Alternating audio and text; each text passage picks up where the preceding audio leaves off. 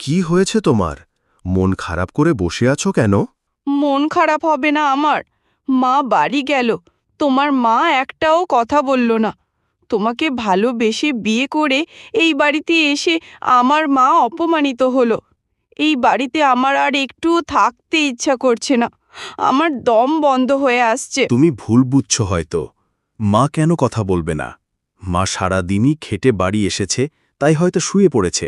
তুমিও সব বুঝবে না। তুমি তো সবসময় ঘরে থাকো না, ঘরে থাকি আমি। বিয়ের পর থেকে দেখছি মা আমাদেরকে একটু এড়িয়ে চলে, না হলে একদিনও কি ভালো কিছু রান্না করতে পারে না? সব ইচ্ছে করে করে, তুমি কোনো কাজ করো না বলে। কথাটা অবশ্য তুমি ভুল বলনি। আগে তো তা মাঝে মধ্যে মাছ মাংস হতো। বিয়ের পরে আর কিছুই হয় না। বিষয়টা আমিও খেয়াল করেছি। চলো না, বাপের বাড়ি গিয়ে থাকি। তুমি ওখানে ঘর জামাই হয়ে থাকবে। ওখানে আমাদের কোনো কিছু অভাব হবে না, দেখো। সবাই তোমাকে খুব ভালোবাসবে।